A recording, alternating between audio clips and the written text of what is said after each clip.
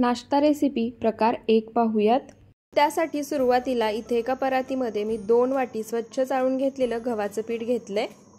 आता यामध्ये एक छोटा अर्धा चमचा किंवा चवीनुसार मीठ घालायचं। मीठ घातल्यानंतर ते पिठामध्ये हाताने एकसारखं मिक्स करून घ्यायचं। पीठ आणि मीठ एकसारखं मिक्स करून घेतलं की आता त्यामध्ये लागेल असं थोडं थोडं पाणी घालायचं आणि आपण चपातीसाठी मळतो त्यापेक्षा थोडंसं सैलसर पीठ मळून घ्यायचं। पीठ जास्त सैलसरही मळायचं नाहीये आणि घट्टसरही मळायचं नाहीये, त्यामुळे लागेल असं थोडं थोडं पाणी घालूनच पीठ मळून घ्या। तर इथे तुम्ही बघू शकता लागेल असं थोडं थोडं पाणी घालून मी चपातीसाठी मळतो त्यापेक्षा थोडंसं सैलसर पीठ मळून घेतले। पिठाची इथे तुम्ही कन्सिस्टन्सी सुद्धा पाहू शकता। आता हे पीठ रुमालाने झाकून एक 10 ते 15 मिनिटं भिजण्यासाठी बाजूला ठेवायचं। पीठ भिजते तोपर्यंत आपण यामध्ये भरण्यासाठी स्टफिंग म्हणजे सारण तयार करून घेऊयात। त्यासाठी इथे मी एक मिक्सिंग बाउल घेतलाय। त्यामध्ये इथे मी 3 मध्यम आकाराचे कांदे आणि जर वाटीने घ्यायचे असतील तर आपण ज्या वाटीने पीठ मोजून घेतलं होतं त्याच वाटीने 1 वाटी पूर्ण भरून बारीक चिरलेला कांदा घेतलाय। तो कांदा या बाउलमध्ये काढून घ्यायचा। त्यानंतर यामध्ये इथे मी 3 मिरच्या बारीक चिरून घेतल्या आहेत त्या घालायच्या। जर हा पदार्थ तुम्ही मुलांसाठी बनवत असाल तर हिरवी मिरची नाही घातली तरी चालेल। त्यानंतर इथे मी पोहे खायच्या चमच्याने 1 चमचा बडीशेप घेतली आहे ती घालायची। त्यासोबतच 1 चमचा धणे पावडर, अर्धा चमचा लाल मिरची पावडर। ही लाल मिरची पावडर मी फक्त कलरसाठी वापरतेय, तिखटाला ही पूर्ण कमी आहे। अर्धा चमचा आमचूर पावडर। आमचूर पावडर घातल्यामुळे हा पदार्थ छान चटपटीत लागतो। आणि एक छोटी वाटी बारीक चिरलेली कोथिंबीर घालायची। तर इथे एक टिप लक्षात ठेवा, तुम्ही जर हा पदार्थ लगेच बनवणार असाल तरच यामध्ये मीठ घाला, नाहीतर जेव्हा तुम्हाला हा पदार्थ बनवून घ्यायचा आहे त्याच वेळी या स्टफिंग मध्ये मीठ घालायचं आणि त्यानंतर हा पदार्थ लगेच बनवून घ्यायचा। कारण कांद्यामध्ये मीठ घातलं की कांद्याला लगेच पाणी सुटतं आणि त्यामुळे तुम्ही जो पदार्थ बनवताय तो व्यवस्थित तयार होणार नाही आणि लाटून घेताना तो फुटू शकतो। त्यामुळे जेव्हा तुम्हाला हा पदार्थ बनवायचा आहे त्याच वेळी या स्टफिंग मध्ये मीठ घालायचं। मी लगेच बनवून घेणार आहे त्यामुळे मी यामध्ये लगेच चवीनुसार मीठ घातले। त्यानंतर आता हे सर्व साहित्य चमच्याने छान एकसारखं मिक्स करून घेऊयात। सर्व साहित्य एकसारखं मिक्स करून घेतलं की त्या स्टेपला यामध्ये मीठ चेक करायचं आणि जर कमी असेल तर गरजेनुसार मीठ तुम्ही यामध्ये वाढवू शकता। पुन्हा मिक्स करून घ्यायचं आणि चेक करून घेऊ शकता। तर इथे मी सुद्धा स्टफिंग टेस्ट करून मीठ चेक करून घेतले। मी जेवढं मीठ घातलं होतं तेवढं यामध्ये एकदम परफेक्ट आहे। आणि इथे आपलं स्टफिंग सुद्धा तयार झालं आहे। स्टफिंग बनवून घेईपर्यंत तुम्ही इथे बघू शकता आपण जे पीठ मळून घेतलं होतं ते सुद्धा एकदम मस्त भिजले आणि इथे तुम्ही पीठ सुद्धा पाहू शकता भिजल्यानंतर किती सॉफ्ट झालं आहे। आता हे पीठ पुन्हा एकदा 1 मिनिटभर मी छान असं मळून घेतलंय। तर इथे स्टफिंग तयार झाले, पीठही एकदम छान भिजले। त्यानंतर इथे मी थोडंसं कोरडं पीठ घेतलंय। आता आपण पराठे बनवून घेऊयात। त्यासाठी मळून घेतलेल्या पिठातला आपण चपातीसाठी बनवून घेतो तेवढा गोळा तयार करून घ्यायचा। लागेल असं कोरडं पीठ तुम्ही हाताला लावून घेऊ शकता। कोरडं पीठ हाताला लावायचं आणि अंगठ्याच्या साहाय्याने अशा पद्धतीने गोल फिरवत बनवून घेतलेल्या गोळ्याची वाटी तयार करून घ्यायची। तर इथे मी अशा पद्धतीने वाटी तयार करून घेतली आहे। त्यानंतर आता यामध्ये थोडंसं कोरडं पीठ टाकायचं। अशा पद्धतीने कोरडं पीठ टाकून घेतलं की कांद्याला जे पाणी सुटलेलं असतं किंवा मॉइश्चर असतं ते पूर्णपणे कोरड्या पिठामध्ये सोकलं जातं। त्यामुळे स्टफिंग भरण्याआधी थोडंसं कोरडं पीठ भुरभुरायचं आणि त्यानंतरच स्टफिंग त्यामध्ये भरायचं। तर इथे मी 2 ते 2.5 चमचे स्टफिंग भरून घेणार आहे। स्टफिंग भरून घेतलं की आता वरतीही थोडंसं कोरडं पीठ भुरभुरायचं, म्हणजे पराठा लाटून घेताना कांद्याला जे पाणी सुटेल त्यामुळे हा पराठा फुटणार नाही। कारण आपण यामध्ये कोरडं पीठ टाकले आणि कांद्याला जे मॉइश्चर सुटेल त्या कोरड्या पिठामध्ये सोकलं जाईल। त्यानंतर आता हा गोळा अशा पद्धतीने बंद करून घ्यायचा। वरती आलेले एक्स्ट्रा पीठ तुम्ही काढून टाकू शकता किंवा अशा पद्धतीने दुमडून गोळ्यामध्येच घालून गोळा तयार करून घेऊ शकता। तर इथे तुम्ही बघू शकता स्टफिंग भरून मी गोळा तयार करून घेतला आहे। आता आपण पराठा लाटून घेऊयात। त्यासाठी सुरुवातीला अशा पद्धतीने गोळा हातावरती फिरवून घ्यायचा, म्हणजे स्टफिंग आतमध्ये सर्व बाजूनी एकसारखं पसरलं जाईल। त्यानंतर गोळा एकदा कोरड्या पिठामध्ये घोळून घ्यायचा आणि हाताने पुन्हा फिरवून घ्यायचा। पोळपाटावरती ठेवल्यानंतर अशा पद्धतीने थोडासा प्रेस करून घ्यायचा, म्हणजे लाटताना अगदी हा सहज लाटला जाईल आणि फुटणार नाही आणि स्टफिंग ही पराठ्यामध्ये छान एकसारखं काटोकाट पसरेल। पराठा लाटून घेत असताना एकाच बाजूनी आणि हलक्या हाताने लाटून घ्यायचा आणि हा पराठा मध्यम जाडसर ठेवून लाटायचा आहे। जास्त जाडसरही ठेवायचा नाही आणि जास्त पातळही लाटायचा नाही, मध्यम जाडसरच ठेवायचा। तर इथे तुम्ही बघू शकता हा पराठा मी छान असा लाटून घेतलाय। इथे तुम्ही बघू शकता सारणही काटोकाट पसरले। आणि पराठाही मी जास्त पातळ किंवा जाड लाटला नाही, मध्यम जाडसरच लाटून घेतलाय। तर इथे पराठा लाटून तयार झालाय। आता आपण हा भाजून घेऊयात। त्यासाठी मी गॅसवर आधीच तवा गरम करायला ठेवला होता। तवा गरम झाला की त्याला तुपाने ग्रीस करून घ्यायचं। या ठिकाणी तुम्ही पराठा भाजण्यासाठी तुपाऐवजी तेल किंवा बटरचा वापर सुद्धा करू शकता। त्यानंतर लाटून घेतलेला पराठा तव्यावरती घालायचा। पराठा तव्यावरती घालताना लक्षात ठेवा, जी बाजू लाटताना पोळपाटावरती होती तीच सुरुवातीला तव्यावरती टाकायची। खालच्या बाजूनी पराठा हलकासा भाजून झाला की पलटी करायचा आणि दुसऱ्या बाजूनेही भाजून घ्यायचा। पराठा दोन्ही बाजूनी हलकासा भाजून घेतला की आता त्याला तूप लावायचं। तर इथे पराठा भाजून घेत असताना गॅसचा फ्लेम मीडियम टू हाय ठेवायचा, लो फ्लेमवरती पराठा भाजून घ्यायचा नाही। आणि जसं की मी तुम्हाला आधी सुद्धा सांगितलं होतं, पराठा भाजण्यासाठी तुम्ही या ठिकाणी तुपाऐवजी तेल किंवा बटरचा वापर करू शकता। एका बाजूनी तूप लावून झालं की पराठा पलटी करायचा आणि दुसऱ्या बाजूनेही याला तूप लावून घ्यायचं। आणि आता अशाच पद्धतीने तूप लावून पराठा अलटी पलटी करत दोन्ही बाजूनी छान खरपूस असा भाजून घ्यायचा। तर इथे हा पराठा अलटी पलटी करत दोन्ही बाजूनी मी छान खरपूस असा भाजून घेतला आहे। आता अशाच पद्धतीने राहिलेले सर्व पराठे लाटून भाजून घेऊयात। तर इथे मी तुम्हाला पुन्हा एक पराठा भाजून दाखवते। लाटून घेतलेला पराठा ज्या बाजूनी लाटून घेतला आहे, पोळपाटावरती जी बाजू होती ती तव्यावरती घालायची। खालच्या बाजूनी पराठा हलकासा भाजला की पलटी करायचा, दुसऱ्या बाजूनेही हलकासा भाजून घ्यायचा। त्यानंतर दुसऱ्या बाजूनी हलकासा भाजला की पलटी करायचा, दोन्ही बाजूनी तूप लावायचं आणि अलटी पलटी करत छान खरपूस असा भाजून घ्यायचा। आता अशा पद्धतीनेच राहिलेले सर्व पराठे बनवून घेऊयात। तर इथे सर्व कांद्याचे पराठे मी बनवून घेतले आहेत। तुम्ही बघू शकता पराठे एकदम मस्त तयार झाले आहेत। मी दह्यासोबत सर्व केले होते, तुम्ही हिरव्या चटणीसोबत किंवा टोमॅटो केचप सोबत सर्व करू शकता। सकाळी नाश्त्याला काय बनवायचा प्रश्न पडत असेल किंवा घरामध्ये भाजीला काही नसेल किंवा पटकन तयार होणारं पण चमचमीत असं काहीतरी खायचं असेल तर हा पराठा तुम्ही नक्की बनवू शकता। सारणही तुम्ही पाहू शकता, अगदी काठोकाठ पसरले। दह्यासोबत लोणच्यासोबत हा पराठा चवीला एकदम मस्त लागतो। टिफिनला द्यायचा असेल तरी देऊ शकता, थंड झाला तरी हा पराठा चवीला एकदम मस्त लागतो। त्यामुळे सकाळच्या घाई गडबडीमध्ये किंवा मुलांना टिफिनला देण्यासाठी हा पराठा तुम्ही नक्की बनवून पहा। नाश्ता रेसिपी प्रकार 2 पाहूयात। त्यासाठी इथे परातीमध्ये मी 2 वाटी स्वच्छ चाळून घेतलेलं गव्हाचं पीठ घेतलंय। त्यामध्ये चवीनुसार मीठ घालायचं। मीठ घातलं की ते पिठामध्ये मिक्स करून घ्यायचं आणि त्यानंतर थोडं थोडं पाणी घालून आपण चपातीसाठी मळतो त्यापेक्षा थोडंसं सैलसर पीठ मळून घ्यायचं। पीठ थोडंसं सैलसरच मळून घ्यायचं आहे, जास्त घट्टसर किंवा मध्यम घट्टसर सुद्धा मळायचं नाही। त्यामुळे लागेल असं थोडं थोडं पाणी घालून हे पीठ मळून घ्या।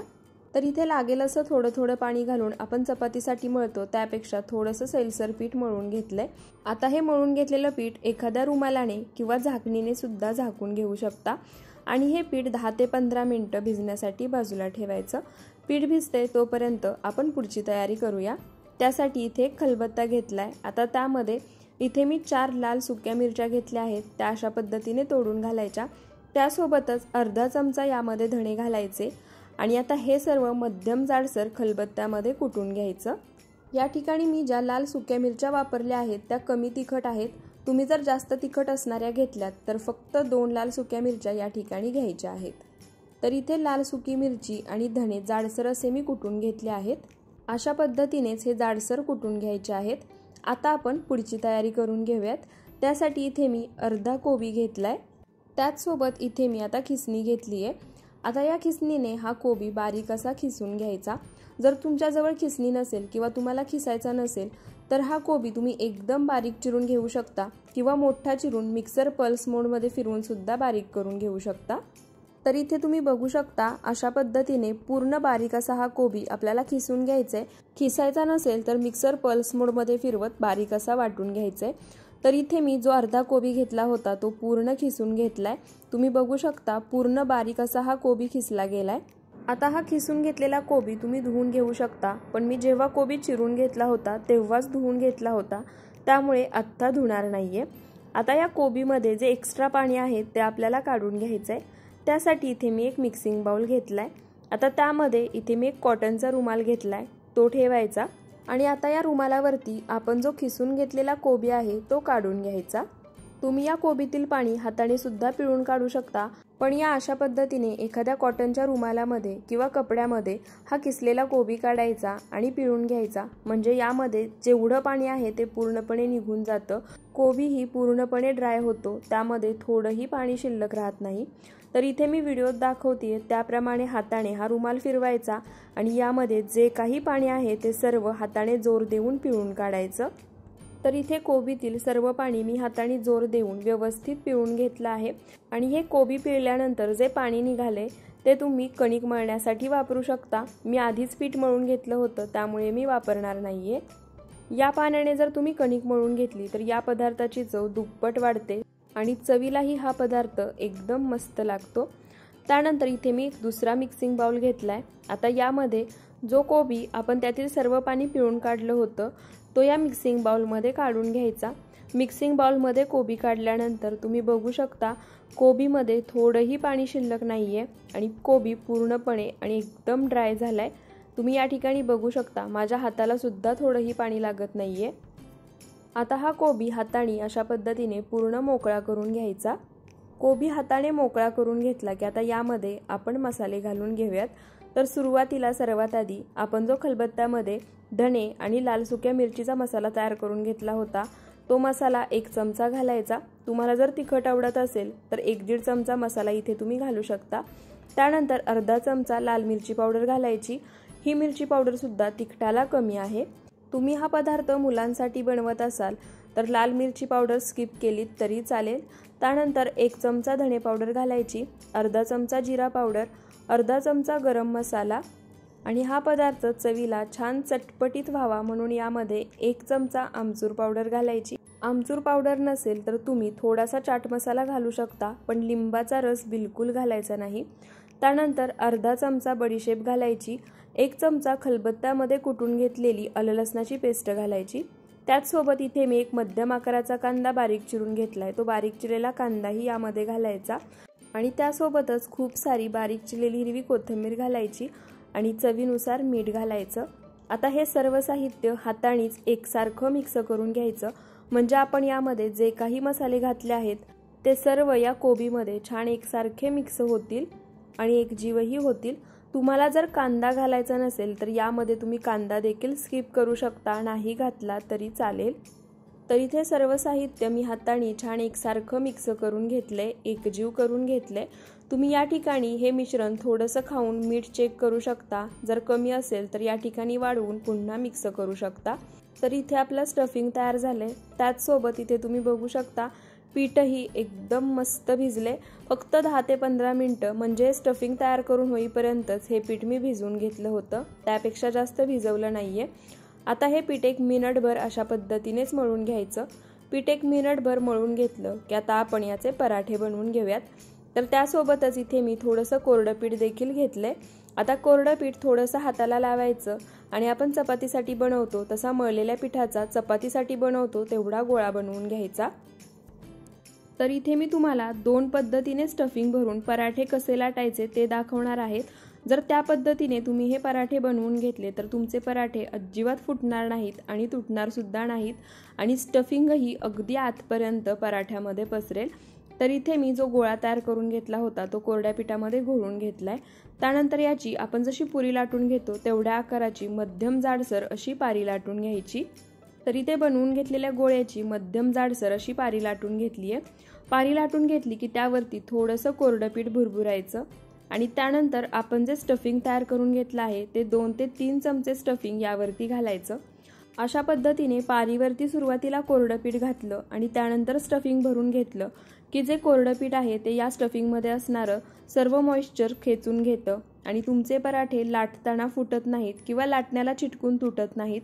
स्टफिंग भरून झालं की पुन्हा या स्टफिंगवरती थोडंसं कोरडं पीठ भुरभुरायचं आणि ही पारी आता मिटवून घ्यायची। तुम्ही स्टफिंग भरून जे पराठे बनवता मग ते कोणतेही असो, त्यामध्ये जर तुम्हाला ते स्टफिंग ओलसर वाटत असेल तर अशा पद्धतीनेच सुरुवातीला पारीवरती कोरडं पीठ भुरभुरायचं, स्टफिंग भरायचं आणि स्टफिंगवरती सुद्धा कोरडं पीठ भुरभुरायचं आणि पारी मिटवून घ्यायची किंवा गोळा तयार करून घ्यायचा। अशा पद्धतीने तुम्ही एकदा पराठे बनवून पहा, नक्कीच तुमचे पराठे अजिबात फुटणार नाहीत किंवा लाटण्याला चिटकून तुटणार सुद्धा नाहीत। स्टफिंग भरून पारीचा गोळा तयार करून घेतला की पुन्हा कोरड्या पिठामध्ये घोळायचा आणि अगदी हलक्या हाताने एकाच बाजूने लागेल असं कोरडं पीठ भुरभुरून याचा मध्यम जाडसर असा पराठा लाटून घ्यायचा। अगदी पातळ सुद्धा तुम्ही पराठा लाटून घेऊ शकता। तुम्ही हा पराठा अगदी पातळ जरी लाटलात तरी यातील स्टफिंग बाहेर येणार नाही किंवा हा पराठा लाटण्याला किंवा पोळपाटाला चिटकून तुटणार सुद्धा नाही। फक्त लागेल असं थोडं थोडं वरून कोरडं पीठ भुरभुरायचं आणि हा पराठा लाटून घ्यायचा। तर इथे तुम्ही बघू शकता मध्यम हलकासा जाडसर ठेवून मी हा पराठा लाटून घेतलाय। तुम्ही यामध्ये भरलेलं स्टफिंग सुद्धा पाहू शकता, पराठ्यामध्ये ते अगदी काठोकाठ पसरले। आता मी तुम्हाला थोड्याशा वेगळ्या पद्धतीने स्टफिंग भरून पराठा लाटायची एक पद्धत सांगते। त्यासाठी इथे मी मळून घेतलेल्या पिठातला एक गोळा घेतलाय। आता त्या गोळ्यावरती थोडंसं कोरडं पीठ टाकायचं आणि दोन्ही हाताच्या अंगठ्याच्या साहाय्याने तो गोळा पसरवून घ्यायचा आणि त्याची खोलगट वाटी तयार करून घ्यायची। लागलंच तर थोडंसं कोरडं पीठ आणखी तुम्ही भुरभुरू शकता। तर इथे तुम्ही बघू शकता अशा पद्धतीने हा गोळा मी पसरवून घेतलाय, त्याची खोलगट अशी वाटी तयार करून घेतली आहे। आता यामध्ये तयार करून घेतलेलं स्टफिंग 2 ते 3 चमचे घालायचं। स्टफिंग घातल्यानंतर वरून थोडंसं कोरडं पीठ भुरभुरायचं, म्हणजे मी जसं तुम्हाला आधी सांगितलं यामध्ये जे काही मॉइश्चर असेल ते सर्व पिठामुळे शोषलं जातं। तुम्ही यामध्ये लागेल असं आणि बसेल एवढं स्टफिंग भरू शकता। हा पराठा कितीही स्टफिंग भरून जरी तुम्ही लाटलात तरी अजिबात फुटत नाही किंवा चिटकून तुटतही नाही। तर इथे मी 3 चमचे स्टफिंग भरले। स्टफिंग भरल्यानंतर जसं मी आधी सांगितलं तसं वरून थोडंसं कोरडं पीठ भुरभुरायचं आणि आता हा गोळा बंद करून घ्यायचा। जर वरती आलेलं पीठ तुम्हाला जास्त वाटत असेल तर काढून घेऊ शकता किंवा अशा पद्धतीनेच फोल्ड करून घेऊ शकता। गोळा इथे तयार झालाय। आता जसं मी आधी तुम्हाला सांगितलं गोळा कोरड्या पिठामध्ये घोळून घ्यायचा आणि हाताने गोल फिरवत फक्त एकाच बाजूने लाटून घ्यायचा, दुसऱ्या बाजूने लाटायचा नाही आणि लागलंच तर वरून थोडंसं कोरडं पीठ भुरभुरायचं। तर इथे एकाच बाजूने लाटत मस्त पातळ असा हा पराठा मी लाटून घेतलाय। तुम्ही बघू शकता पराठा कुठेही फुटला नाहीये किंवा पोळपाटाला लाटण्याला चिकटला सुद्धा नाहीये। स्टफिंगही या पराठ्यामध्ये पूर्ण आतपर्यंत पसरलंय। आता हे पराठे आपण भाजून घेऊयात। पराठे भाजण्यासाठी मी गॅसवर आधीच तवा गरम करायला ठेवला होता। तवा गरम झाला की आता त्याला तुपाने किंवा तेलाने ग्रीस करायचं। मी इथे तुपाचा वापर केलाय। तुपाने तव्याला ग्रीस करून घेतलं की आता त्यावरती लाटून घेतलेला पराठा घालायचा। तर पराठा तव्यावरती घालतानाही लक्षात ठेवा, पराठा लाटून घेताना जी बाजू पोळपाटावरती होती तीच बाजू सुरुवातीला तव्यावरती घालायची। पराठा तव्यावरती घातला की खालच्या बाजूने हलकासा भाजून घ्यायचा। हाय टू मीडियम फ्लेमवरतीच हे पराठे भाजून घ्यायचे आहेत। पराठा खालच्या बाजूने हलकासा भाजला की पलटी करायचा, दुसऱ्या बाजूनेही हलकासा भाजून घ्यायचा। त्यानंतर याच्यावरती तूप लावायचं। तुम्ही इथे तेल किंवा बटर सुद्धा वापरू शकता किंवा जर तुम्हाला तेल, बटर, तूप काहीही खायचं नसेल तर काहीही न लावता सुद्धा हे पराठे तुम्ही भाजून घेऊ शकता। तूप, तेल, बटर न लावताही जरी हे पराठे तुम्ही भाजून घेतले तरी चवीला एकदम भन्नाट लागतात। चवीमध्ये काहीही फरक पडत नाही। दोन्ही बाजूनी तूप लावून घेतलं की आता हाय टू मीडियम फ्लेमवरती हे पराठे दोन्ही बाजूनी छान खरपूस असे भाजून घ्यायचे। तर इथे हाय टू मीडियम फ्लेमवरती हा पराठा दोन्ही बाजूनी छान खरपूस असा भाजून घेतलाय। आता हा पराठा आपण काढून घेऊयात आणि अशा पद्धतीनेच राहिलेले सर्व पराठे सुद्धा भाजून घ्यायचे आहेत। तर इथे पराठा तव्यावरती घातला की लाटताना जी बाजू पोळपाटावरती होती तीच तव्यावरती घालायची आणि अलटी-पलटी करत दोन्ही बाजूनी तूप लावून हाय टू मीडियम फ्लेमवरती खरपूस असे भाजून घ्यायचे। तर इथे सर्व पराठे मी बनवून घेतले आहेत। तुम्ही इथे बघू शकता एकही पराठा फुटला नाहीये, एकाही पराठ्यातून स्टफिंग बाहेर आलं नाही आणि सर्व पराठे एकसारखे तयार झाले आहेत। आता हे पराठे आपण सर्व करूयात। तर इथे हे पराठे मी दह्यासोबत सर्व करणार आहे। तुम्ही या पराठ्यासोबत खाण्यासाठी पुदिन्याची किंवा टोमॅटोची हिरवी चटणी बनवू शकता। त्याचसोबत जर मुलांना द्यायचं असेल तर टोमॅटो केचप सोबत देऊ शकता, लोणच्या सोबतही सर्व करू शकता किंवा असे खायलाही एकदम भन्नाट आणि अप्रतिम लागतात। आणि तुम्ही इथे बघू शकता पराठा किती मऊसूत तयार झाला आहे। अगदी मुलांना टिफिनला जरी दिलात तरी हा पराठा अगदी आहे असा राहतो। त्याचप्रमाणे तुम्ही स्टफिंग देखील पाहू शकता, अगदी आतपर्यंत पसरलंय। तर मुलं भाज्या खात नसतील किंवा घरामध्ये मोठी किंवा मुलं कोबी खात नसतील तर त्यांना एकदा हा पराठा नक्की बनवून द्या। अगदी मोमोजला सुद्धा हा पराठा मागे टाकेल एवढा चवीला मस्त लागतो। त्यामुळे हा पराठा सकाळच्या नाश्त्यासाठी, दुपारच्या जेवणासाठी किंवा मुलांच्या टिफिनसाठी तुम्ही एकदा नक्की बनवून पहा, सर्वजण नक्कीच आवडीनं खातील।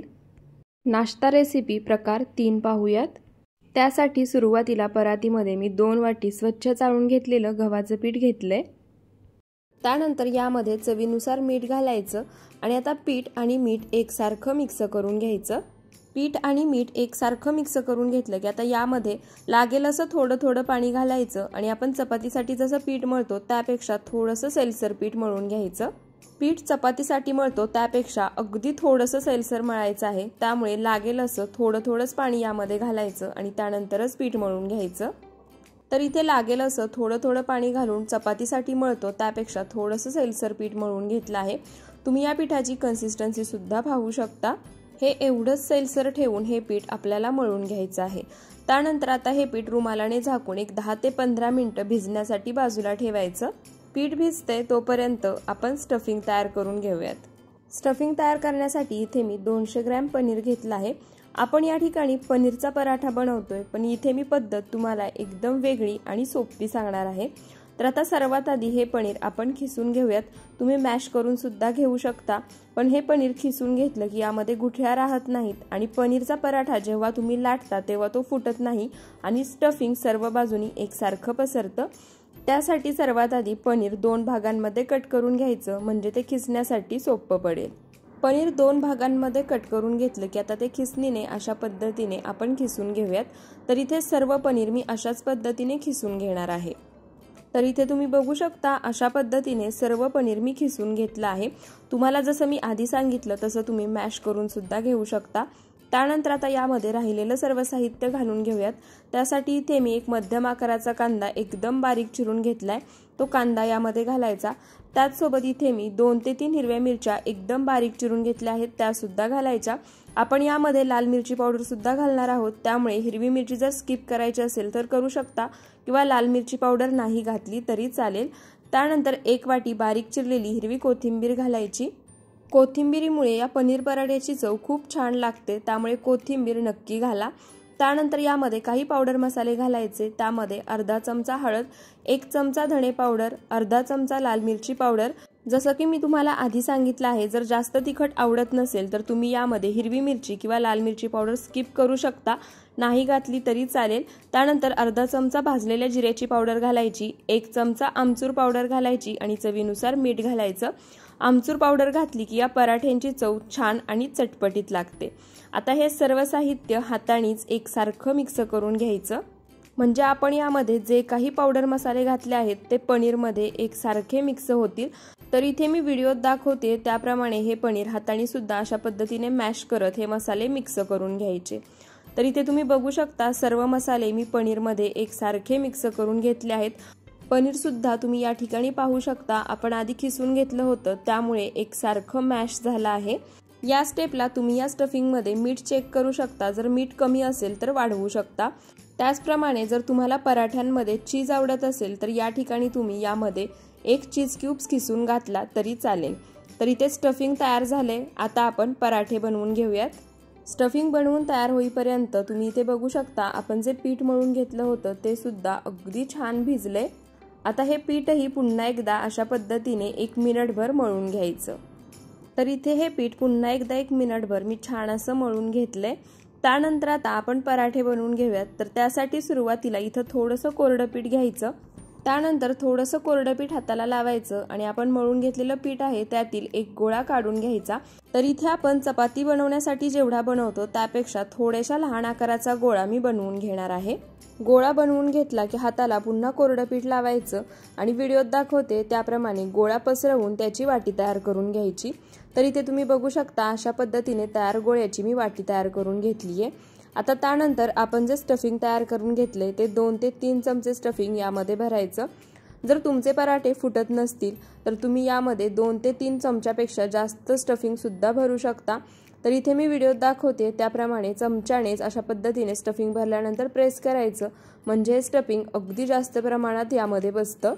आणि या ठिकाणी मी जी पद्धत तुम्हाला सांगितली आहे त्या पद्धतीने जर तुम्ही हे पराठे बनवले तर तुमचे पराठे सुद्धा अजिबात फुटणार नाहीत आणि स्टफिंग सुद्धा पराठ्यांमध्ये आतपर्यंत छान एकसारखं पसरलं जाईल। स्टफिंग भरल्यानंतर आता व्हिडिओत दाखवते त्याप्रमाणे जी पारी आपण तयार करून घेतली होती ती मिटवायची आणि अशा पद्धतीने बंद करून घ्यायची। पीठ जर तुम्हाला एक्स्ट्रा वाटत असेल तर तुम्ही ते काढू शकता आणि व्हिडिओत दाखवले त्याप्रमाणे आता याचा गोळा तयार करून घ्यायचा। तर इथे अशा पद्धतीनेच पराठे बनवण्यासाठी सर्व गोळे तयार करून घ्यायचे आहेत। आता आपण पराठा लाटून घेऊयात। त्यासाठी इथे पोळपाटावरती तयार करून घेतलेला गोळा कोरड्या पिठामध्ये घोळायचा आणि थोडासा पसरवून घ्यायचा आणि त्यानंतर व्हिडिओत दाखवते त्याप्रमाणे हलक्या हाताने हा पराठा लाटून घ्यायचा। पराठा लाटताना एकाच बाजूनी लाटायचा, दोन्ही बाजूनी लाटून घ्यायचा नाही आणि व्हिडिओत दाखवते त्याप्रमाणे हलक्या हाताने लाटून घेत हा पराठा दुसऱ्या हाताने फिरवून घ्यायचा, म्हणजे हे स्टफिंग आतपर्यंत एकसारखं पसरतं आणि पराठा फुटत नाही। पराठा लाटून घेताना लागलंच तर वरून थोडंसं कोरडं पीठ तुम्ही भुरभुरू शकता। तर इथे तुम्ही बघू शकता मध्यम जाडसर ठेवून हा पराठा मी छान असा लाटून घेतलाय। हा पराठा मी जास्त पातळही लाटला नाही आणि जास्त जाडही ठेवला नाही, मध्यम जाडसर यासाठी लाटून घेतलाय कारण हा पराठा जर तुम्ही मुलांना टिफिनला दिला तर तो खूप वेळापर्यंत अगदी आहे असा मऊसूद राहतो। आता हा पराठा आपण भाजून घेऊयात। त्यासाठी मी गॅसवर आधीच तवा गरम करायला ठेवला होता। तवा गरम झाला की आता त्यावरती थोडंसं तूप सोडायचं। इथे मी हा पराठा तूप लावून भाजून घेणार आहे, तुम्ही तेल लावून सुद्धा भाजून घेऊ शकता, त्याचप्रमाणे बटर लावून सुद्धा भाजून घेऊ शकता। त्यानंतर आता यावरती पराठा टाकायचा। तर इथे पराठा टाकतानाही लक्षात ठेवा ज्या बाजूनी पराठा लाटून घेतलाय ती बाजू वरती करायची आणि जी पोळपाटावरती बाजू होती ती तव्यावरती घालायची। त्यानंतर खालच्या बाजूनी पराठा हलकासा भाजून झाला की पलटी करायचा आणि दुसऱ्या बाजूनेही हा पराठा भाजून घ्यायचा। पराठा पलटी करून घेतल्यानंतर यावरती लगेच तूप किंवा तेल लावायचं नाही। लगेच तूप किंवा तेल लावलं तर पराठा तुम्हाला लगेच भाजलेला दिसतो आणि थंड झाल्यानंतर तो बऱ्याच ठिकाणी कच्चा असतो। त्यामुळे पराठा दोन्ही बाजूनी छान असा सुरुवातीला भाजून घ्यायचा आणि त्यानंतरच त्यावरती तूप किंवा तेल लावायचं। तर इथे मी दुसऱ्या बाजूनेही पराठा छान असा भाजून घेतलाय। आता यावरती मी तूप लावून घेणार आहे। जसं की मी तुम्हाला आधी सांगितलं तुम्ही या ठिकाणी तेल किंवा बटर सुद्धा लावू शकता। एका बाजूने तूप लावून घेतलं की पराठा पलटी करायचा आणि इथे दुसऱ्या बाजूने सुद्धा मी आता तूप लावून घेणार आहे आणि आता अशाच पद्धतीने राहिलेले सर्व पराठे लाटून घ्यायचे आणि तव्यावरती अलटी पलटी करत दोन्ही बाजूनी छान असं तूप किंवा तेल लावून किंवा बटर लावून खरपूस असे भाजून घ्यायचे। तर इथे पराठा छान असा भाजून घेतलाय। आता राहिलेले सर्व पराठे सुद्धा मी याच पद्धतीने बनवून घेते। तर इथे सर्व पराठे मी बनवून घेतले आहेत आणि मस्त गुबगुबीत आणि मऊसूद असे पनीर पराठे बनवून तयार झाले आहेत। हे पराठे मी दह्यासोबत सर्व केले होते। तुम्ही सकाळी नाश्त्यासाठी बनवू शकता किंवा मुलांना टिफिनला देण्यासाठी सुद्धा बनवू शकता। हे पराठे थंड झाले तरी चवीला एकदम अप्रतिम आणि भन्नाट लागतात। तुम्ही या ठिकाणी बघू शकता पराठ्यांमध्ये स्टफिंग सुद्धा अगदी काटोकाट भरला आहे आणि त्याचप्रमाणे हे पराठे जर तुम्हाला मुलांना टोमॅटो केचप सोबत द्यायचे असतील तरी सुद्धा देऊ शकता। तर सकाळच्या घाई गडबडीमध्ये नाश्त्यासाठी किंवा मुलांना टिफिनला देण्यासाठी हा पनीर पराठा एकदा नक्की बनवून पहा। नाश्ता रेसिपी प्रकार 4 पाहूयात। त्यासाठी सुरुवातीला परातीमध्ये इथे मी 2 वाटी स्वच्छ चाळून घेतलेलं गव्हाचं पीठ घेतले। त्यानंतर आता त्यामध्ये चवीनुसार मीठ घालायचं। मीठ घातल्यानंतर ते पिठामध्ये हाताने एकसारखं मिक्स करून घ्यायचं। पीठ मिक्स करून घेतलं की आता त्यामध्ये लागेल असं थोडं थोडं पाणी घालायचं आणि आपण चपातीसाठी पीठ मळतो ना त्यापेक्षा थोडंसं सैलसर पीठ या ठिकाणी मळून घ्यायचंय। त्यामुळे लागेल असं थोडं थोडंच पाणी घालायचंय आणि पीठ मळून घ्यायचंय। पीठ जास्त घट्टसरही मळायचं नाहीये आणि जास्त सैलसरही मळायचं नाहीये, त्यामुळे लागेल असं थोडं थोडंच पाणी यामध्ये घालायचं। तर इथे मी लागेल असं थोडं थोडं पाणी घालून आपण चपातीसाठी मळतो त्यापेक्षा थोडंसं सैलसर पीठ मळून घेतलंय। या ठिकाणी तुम्ही पिठाची कन्सिस्टन्सी सुद्धा पाहू शकता। आता हे पीठ रुमालाने झाकायचं आणि 10 ते 15 मिनिटं भिजण्यासाठी बाजूला ठेवायचं। पीठ भिजते तोपर्यंत आपण सारण म्हणजे स्टफिंग तयार करून घेऊयात। त्यासाठी इथे मी 4 ते 5 लहान आकाराचे बटाटे मधून चिरून घेऊन शिजवून घेतले आहेत आणि त्याची सालही काढून घेतली आहेत। आता हे बटाटे आपण खिसणीने खिसून घेऊयात। तुम्ही हाताने सुद्धा मॅश करून घेऊ शकता, पण अशा पद्धतीने खिसून घेतलं की यामध्ये गुठळ्या तयार होत नाहीत आणि जेव्हा आपण पराठा बनवतो तेव्हा तो फुटत नाही। त्याचप्रमाणे इथे मी माझ्याजवळ लहान आकाराचे बटाटे होते त्यामुळे 5 ते 6 घेतले आहेत। तुमच्याजवळ जर मोठ्या किंवा मध्यम आकाराचे बटाटे असतील तर फक्त 2 ते 3च घ्या। आता हे सर्व बटाटे खिसणीने अशा पद्धतीनेच आपण खिसून घेऊयात। तर इथे मी सर्व बटाटे खिसणीने खिसून घेतले आहेत। आता यामध्ये राहिलेलं साहित्य घालूया। त्यासाठी इथे मी एक मध्यम आकाराचा कांदा एकदम बारीक चिरून घेतलाय।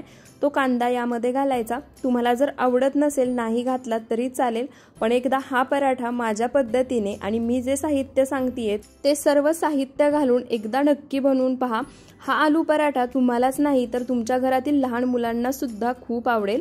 त्यानंतर यामध्ये 1 चमचा बडीशेप, अर्धा चमचा हळद आणि 1 चमचा लाल मिरची पावडर घालायची। त्यानंतर 1 चमचा धणे पावडर आणि 1 मोठा चमचा आमचूर पावडर सुद्धा घातली आहे। आमचूर पावडर घातल्यामुळे हा पराठा छान चटपटीत लागतो आणि चवीला सुद्धा खूप मस्त लागतो। त्यानंतर चवीनुसार मीठ घालायचं आणि आता हे सर्व साहित्य खिसून घेतलेल्या बटाट्यामध्ये हातानेच एकसारखं मिक्स करून घ्यायचं। चमच्याने मिक्स करायचं नाही, हातानेच मिक्स करून घ्यायचं, म्हणजे सर्व साहित्य आणि मसाले बटाट्यामध्ये छान एकसारखे मिक्स होतील। तर इथे तुम्ही बघू शकता सर्व साहित्य मसाले मी बटाट्यामध्ये हातानेच एकसारखे मिक्स करून घेतले आहेत आणि इथे आपलं स्टफिंग म्हणजे सारण तयार आहे। या स्टेपला मीठ चेक करू शकता, जर मीठ कमी असेल तर थोड्याफार प्रमाणात वाढवून पुन्हा मिक्स करून घेऊ शकता। आता आपण याचे पराठे बनवून घेऊयात। त्यासाठी मळून घेतलेल्या पिठातला एक गोळा काढून घ्यायचा आणि व्हिडिओत दाखवते त्याप्रमाणे हाताला कोरडं पीठ लावून गोळा पसरवून घ्यायचा आणि त्याची वाटी तयार करून घ्यायची। अशा पद्धतीने जर तुम्ही सारण भरून पराठा लाटून घेतला तर तुमचा पराठा नक्कीच फुटणार नाही आणि सारणही पराठ्यामध्ये अगदी काठोकाठ पसरेल। गोळा पसरवून घेतला की सुरुवातीला यामध्ये थोडंसं कोरडं पीठ घालायचं। कोरडं पीठ घातलं की बटाट्यामध्ये जे मॉइश्चर असतं ते सर्व कोरड्या पिठामध्ये सोकलं जातं आणि पराठा लाटताना तो ओलसर होऊन फुटत नाही। पसरवून घेतलेल्या गोळ्यामध्ये थोडंसं कोरडं पीठ टाकलं की 2 ते 3 चमचे तयार केलेलं बटाट्याचं स्टफिंग म्हणजे सारण भरून घ्यायचं आणि त्यानंतर व्हिडिओत दाखवतेय त्याप्रमाणे गोळा मिटवून घ्यायचा। तुम्हाला जर हवं असेल तर सारण भरल्यानंतर सुद्धा त्यावरती थोडंसं कोरडं पीठ तुम्ही भुरभुरू शकता आणि त्यानंतरच गोळा बंद करून घ्यायचा। तर इथे तुम्ही बघू शकता गोळा तयार झालाय। आता आपण याचा पराठा लाटून घेऊयात। त्यासाठी सुरुवातीला गोळा कोरड्या पिठामध्ये घोळून घ्यायचा, त्यानंतर हलक्या हाताने पसरवायचा आणि पुन्हा व्हिडिओत दाखवते त्याप्रमाणे दोन्ही हाताच्या साहाय्याने तो पसरवून घ्यायचा, म्हणजे आपण यामध्ये जे स्टफिंग म्हणजे सारण भरलं आहे ते अगदी काठोकाठ पसरतं। त्याचप्रमाणे सारण भरून गोळा बंद केल्यानंतर आतमध्ये जे बबल्स तयार झालेले असतात ते सुद्धा निघून जातात आणि पराठा अगदी छान तयार होतो। तर इथे तुम्ही बघू शकता गोळा पसरवून घेतल्यानंतर अगदी हलक्या हाताने आणि एकाच बाजूने मी हा पराठा लाटून घेतला आहे। पराठा व्हिडिओत दाखवलंय त्याप्रमाणे एकाच बाजूने लाटून घ्यायचा। लागेल असं वरून कोरडं पीठ भुरभुरू शकता। त्याचप्रमाणे पराठा लाटून घेताना मध्यम जाडसर लाटायचा, जास्त पातळही लाटू शकता, पण जर मुलांना टिफिनला द्यायचा असेल तर थोडासा मध्यम जाडसर ठेवूनच लाटून घ्यायचा। तर इथे तुम्ही बघू शकता मध्यम जाडसर ठेवून मी पराठा लाटून घेतलाय। पराठा दोन्ही बाजूनी पाहू शकता अजिबात फुटलेला नाहीये। त्याचप्रमाणे सारणही अगदी काठोकाठ पसरले। आता आपण लाटून घेतलेला पराठा भाजून घेऊयात। त्यासाठी गॅसवर तवा गरम करायला ठेवलाय। तवा गरम झाला की आता त्यावरती तूप सोडायचं। तुम्ही तेल किंवा बटर लावून सुद्धा पराठा भाजू शकता। तर इथे पराठा भाजून घेताना आणखी एक टिप लक्षात ठेवा, पराठा लाटताना जी बाजू पोळपाटावरती होती तीच बाजू तव्यावरती घालायची। तर इथे लाटून घेतलेला पराठा मी तव्यावरती घातला आहे। खालच्या बाजूनी पराठा हलकासा भाजून घ्यायचा, त्यानंतर पलटी करायचा।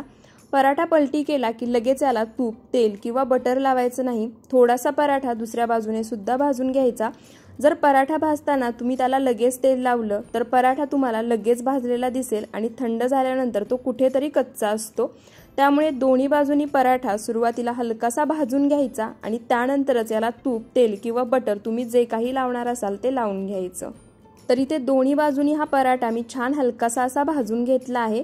त्यानंतर आता याला दोन्ही बाजूनी मी तूप लावून घेणार आहे। तुम्हाला जसं मी आधी सांगितलं, तुम्ही या ठिकाणी जर तूप लावायचं नसेल तर तेल लावून किंवा बटर लावून सुद्धा हा पराठा भाजून घेऊ शकता। तर इथे दोन्ही बाजूनी मी पराठ्याला तूप लावून घेतलं आहे। आता अलटी पलटी करत हाय फ्लेमवरती हा पराठा छान खरपूस होईपर्यंत भाजून घेऊयात। तर इथे पराठा दोन्ही बाजूनी छान खरपूस होईपर्यंत मी भाजून घेतला आहे। आता हा पराठा आपण एखाद्या ताटामध्ये किंवा हॉटकेसमध्ये काढून घेऊयात आणि अशाच पद्धतीने राहिलेले पराठे सुद्धा लाटून भाजून घेऊयात। पहिला पराठा भाजून घेतानाच आपण तव्याला तेल लावलं होतं, त्यामुळे नंतरचे पराठे भाजताना तव्याला तेल लावायची काहीही गरज नाही। दोन्ही बाजूनी पराठा हलकासा भाजून घ्यायचा, त्यानंतर दोन्ही बाजूनी छान तूप लावायचं आणि हाय फ्लेमवरतीच खरपूस असा भाजून घ्यायचा। मध्यम आचेवरती किंवा लो फ्लेमवरती भाजून घेतला तर पराठा थोडासा कडक होतो, त्यामुळे टिफिनला दिल्यानंतर तो कडक राहतो, मऊसूद होत नाही। तर इथे मी सर्व आलू पराठे बनवून घेतले आहेत। आपलं ताटही तयार आहे। तुम्ही इथे बघू शकता मस्त गोल गुबगुबीत काठोकाठ सारण पसरलेला आलू पराठा तयार झालाय। इथे तुम्ही आलू पराठा पाहू शकता, एकदम मऊसूद आहे। मी दह्यासोबत सर्व केला होता। तुम्ही पुदिन्याची चटणी किंवा टोमॅटो केचप सोबत सुद्धा सर्व करू शकता। चवीला एकदम मस्त भन्नाट आणि अप्रतिम लागतो। या पराठ्यामध्ये मसाले सुद्धा जास्त नाहीत आणि बनूनही अगदी झटपट तयार होतो। त्यामुळे सकाळच्या नाश्त्यासाठी, मुलांच्या टिफिनसाठी किंवा दुपारच्या जेवणामध्ये सुद्धा तुम्ही हा गुबगुबीत आलू पराठा बनवू शकता आणि नक्की बनवून पहा। तर इथे आपले चारही प्रकारचे नाश्त्यासाठी वेगवेगळे पराठे बनवून तयार झाले आहेत। तुम्ही सुद्धा हे वेगवेगळे पराठे सकाळच्या नाश्त्यासाठी, दुपारच्या जेवणामध्ये किंवा मुलांच्या टिफिनसाठी नक्की बनवून पहा। तुम्हाला जर आजचा हा रेसिपी व्हिडिओ आवडला असेल तर व्हिडिओला जास्तीत जास्त शेअर करा, लाईक आणि कमेंट करायला विसरू नका आणि अशाच रेसिपीजसाठी आपल्या सरिताज किचन मराठीला सबस्क्राईब नक्की करा। व्हिडिओ शेवटपर्यंत पाहिल्याबद्दल खूप खूप धन्यवाद।